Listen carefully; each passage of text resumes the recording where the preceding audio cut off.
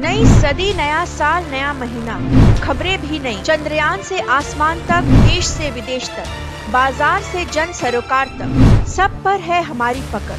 देखिए देखिए खबर Sadinama Sadinama Sadinama. Association of profession academic institution Paschim Bangal APIWD, जो राज्य के प्रमुख स्व वित्त पोषित संस्थानों का एक समूह है, ने सिलीगुड़ी, मिदनापुर और दुर्गापुर संस्करणों के सफल समापन के बाद आज कोलकाता में नेताजी इंडोर स्टेडियम में अपना प्री काउंसलिंग और शिक्षा मेला आयोजित किया।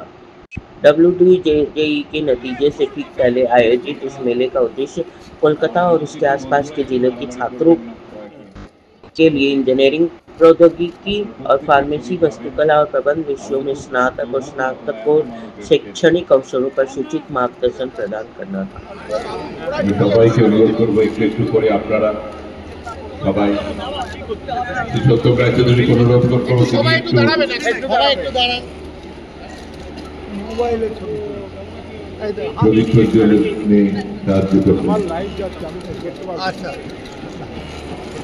इसका उद्घाटन शोभनदेव चट्टोपाध्याय, सोनाली चक्रवर्ती, दिव्येंदु कर, डॉक्टर देवाशीष दे, तरनजीत सिंह जी, सत्यम राय चौधरी, श्री आलोक टिवड़ेवाल और जगन्नाथ जी गुप्ता ने किया।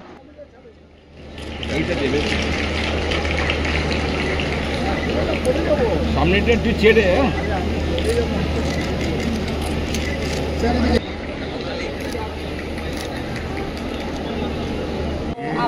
अभी इस साल रिजल्ट अभी तक आउट नहीं है। एंड हम लोग का लास्ट मंथ में मीटिंग हुआ था, रियल रीडिंग है, ये कोर्ट के अंदर मार दूंगा अटका हुआ है और इसकी वजह से अभी प्राइवेट यूनिवर्सिटी आने से, क्योंकि उसमें लोग ज़्यादा भर्ती हो जाएगा। काउंसलिंग नहीं होने से सब प्राइवेट कॉलेज में, प्राइवेट यूनिवर्सिटी के अंदर घूम जाए।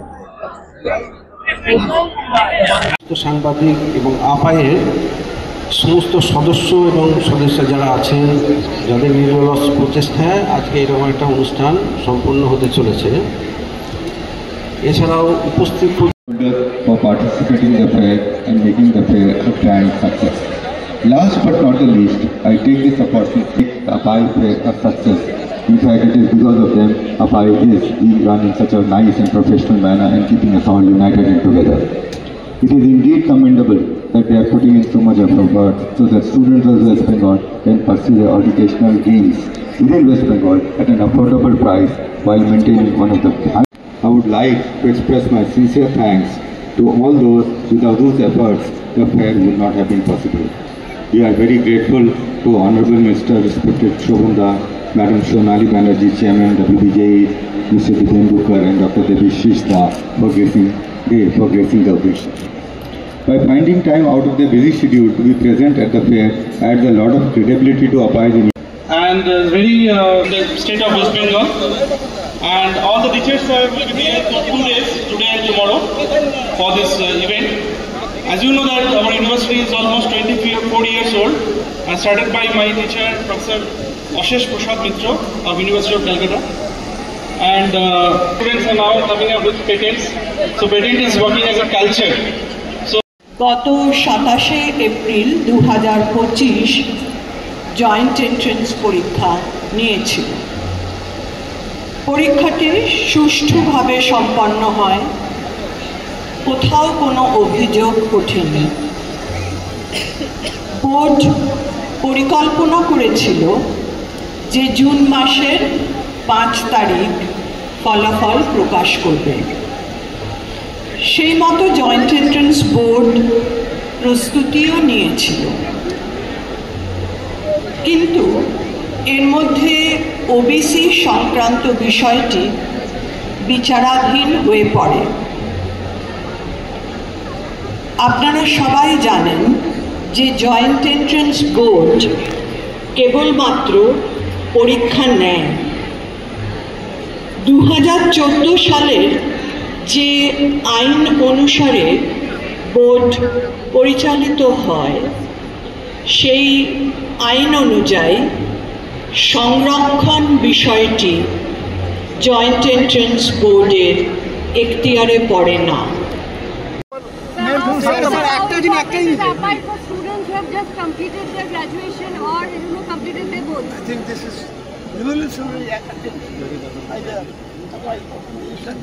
Because it was not initially appointed. We were students in the college or university. We don't have any guidance. We have to take our own decisions or my parents are giving the decision. But this is a golden opportunity for the choice, their future education, how they will go ahead with that. This is fine. I think that they will be benefited by this. শোভনদা, আমার একটা question হচ্ছে যে প্রত্যেক বছর যে pre counselling হয় সেটা কিন্তু জয়েন্ট এন্ট্রান্স রেজাল্ট বেরোবার পর, এক্ষেত্রে কি মনে হচ্ছে যে এত দেরি হচ্ছে, অন্যান্য জায়গায় ভর্তি হয়ে যাবে, রাজ্যের যে ইনস্টিটিউশনগুলো আছে ছাত্রদের ক্ষতি হচ্ছে? সেটা হচ্ছে সুপ্রিম কোর্টের কেস চলছে, সেটার জন্যই এখানে অসুবিধা হচ্ছে। বলেই দিলেন তো যারা রয়েছেন, রেজিস্ট্রার রয়েছেন বা ভাইস চ্যান্সেলর রয়েছেন, তার মধ্যে অসুবিধা হবে না, এটা সকলেই রাজ্যের জয়েন্ট এন্ট্রান্সের যে আসন সেটা ফাঁকাতে যেতে পারে, তার কারণ এতদিন হয়ে যাচ্ছে, 2 মাস হয়ে গেল পরীক্ষা হওয়া, এখনো রেজাল্ট বেরোচ্ছে না। লক্ষ লক্ষ জীবনের দীর্ঘদিন আটকে থাকবে সুপ্রিম এর একটা রেজাল্ট যেহেতু যেগুলো কোনো ডেট বা তারিখ আমরা পাচ্ছি না, যেহেতু একটা সমস্যা চলছে, তো ছাত্রছাত্রীরা একটা উদ্বেগের মধ্যে রয়েছে।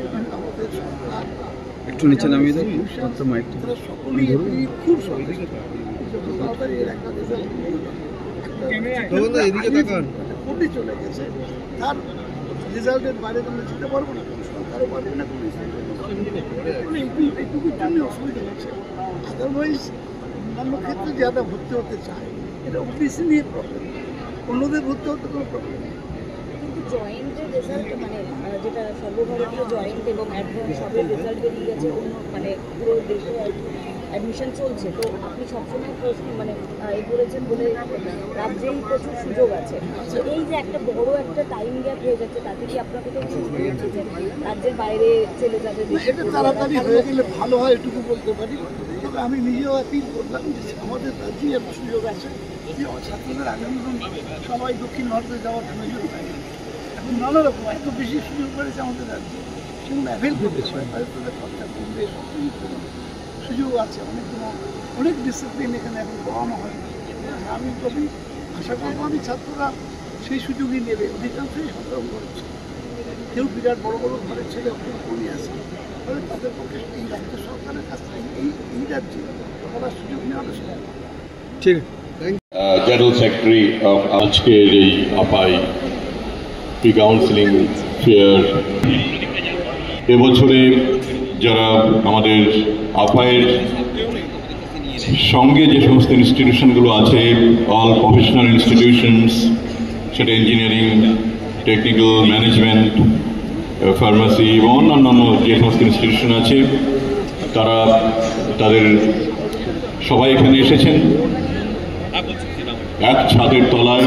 এই নেতাজি ইন্ডিয়ানের আজকে এখানে আসার উদ্দেশ্য এবং অভিভাবকদের উদ্দেশ্য যেটা, যে সমস্ত ইনস্টিটিউশনে তাদের পড়ার ইচ্ছা রয়েছে, তাদের যারা এখানে কাউন্সিলররা রয়েছেন তাদের সঙ্গে ডিরেক্টলি কথা বলা, তাদের যারা ইম্পর্টেন্ট পার্সোনালিটিস রয়েছেন ইনস্টিটিউশনের তাদের সঙ্গে ডিরেক্টলি কথা বলা, কোন ইনস্টিটিউশনে কী ধরনের প্রোগ্রাম তারা বেছে নেবেন সেটাকে দেখা।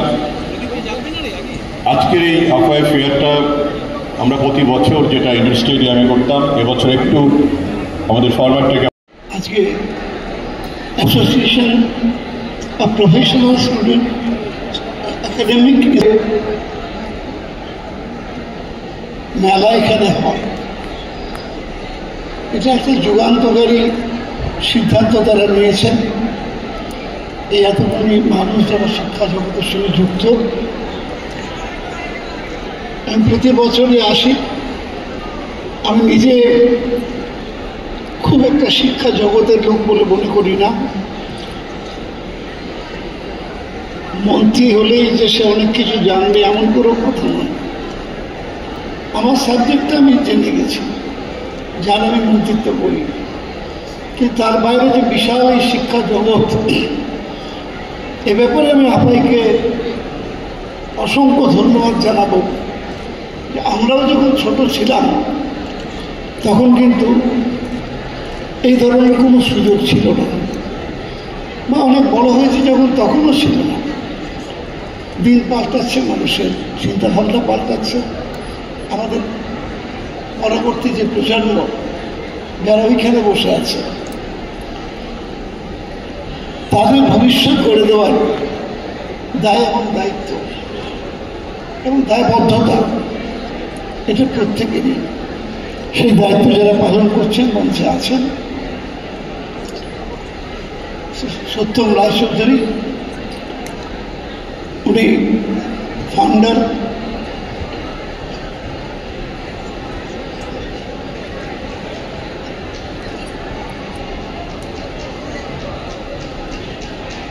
এমডি টেকনোলজি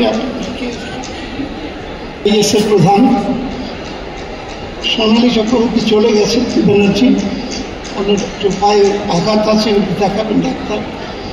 প্রফেসর দেবাশিস দে ম্যাকআউটের রেজিস্টার না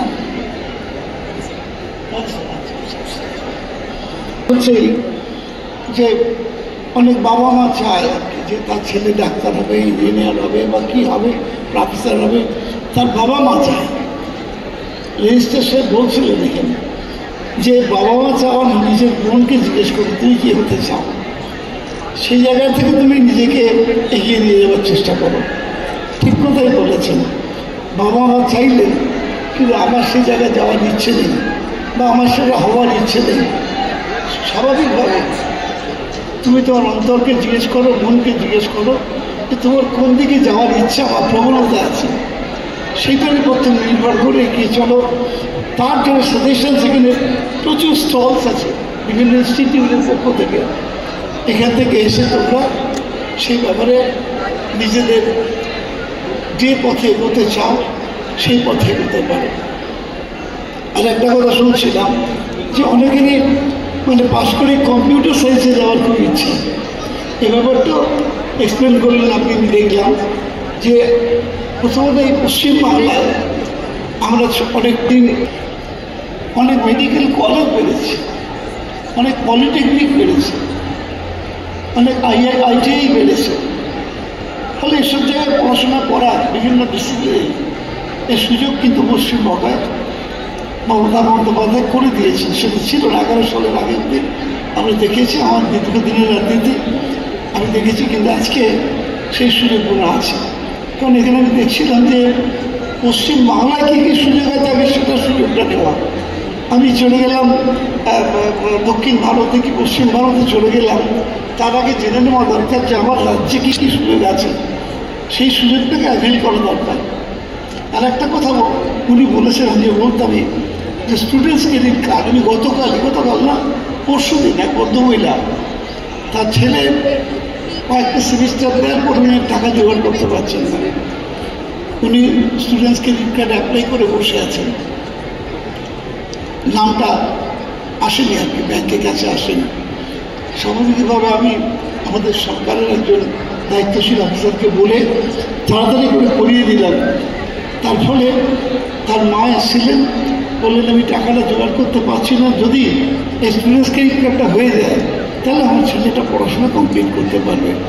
সে পেয়েছে বলে আমি খবর পেয়েছি। এটা একটা রাজ্য সরকারের পক্ষ থেকে অসাধারণ একটি উদ্যোগ, যে বহু গরিব ছেলে আছেন যারা হয়তো অনেক জায়গায় অনেক ইনস্টিটিউটে পড়ার ইচ্ছে আছে, ভর্তিও হয়েছেন, কিন্তু সে টাকা জোগাড় করতে পারছেন না। সেখানে রাজ্য সরকারের পক্ষ থেকে যেটা করা হয়েছে তার সুযোগ তারা নিতে পারেন। আমি আমার ব্যক্তিগত জীবনের একটা কথা বলি, আমার দুই ছেলে কিন্তু কমার্স পড়েছে। আমি ইচ্ছে করলে পারতাম একটা মেডিকেল কলেজে ভর্তি করতে, আমার ক্ষমতা ছিল একটা ইঞ্জিনিয়ারিং কলেজে ভর্তি করার, আমি করিনি। আমি তাদের জিজ্ঞেস করেছিলাম যে তুমি কী পড়বে? বড় ছেলে বললো কমার্স পড়বো, now he is the director of an 5-star hotel. ছোটো ছেলেও বললো আমি কমার্স পড়বো, he is also heading one of the big institution. সে পড়াশোনা করেছে কমার্স দিয়ে, কিন্তু তারপর LLM করে একটা ভালো জায়গায় চাকরি করছে। ফলে তার ইচ্ছাকে আমি কখনো আমার ইচ্ছা চাপিয়ে দেওয়ার চেষ্টা করিনি। তারা দুজনেই আজকে প্রতিষ্ঠিত। ফলে আমি বলবো এখানে অনেক বাবা মাও আছেন, আর আমার ছোটো ছোটো সন্তান তুল্য ছেলেমেয়েরা আছে, তাদেরকে বলবো যে এখানে তোমরা ঘুরে ঘুরে দেখে প্রত্যেকটা স্টলে যাও, কোথায় কী সুযোগ আছে, কীভাবে সেটাকে অ্যাভেল করতে পারবে সেটা তোমরা গ্রহণ করো, করে আগামী দিনে যোগ্য নাগরিক হও, নিজের জীবন এবং পরিবারকে দেখো, দেশকে দেখো, রাজ্যকে দেখো, সবাই জীবনে উন্নতি করো, এই আশা প্রকাশ করে ভগবানের কাছে, ঈশ্বরের কাছে, আল্লাহর কাছে প্রার্থনা জানিয়ে আমার বক্তব্য শেষ করলাম।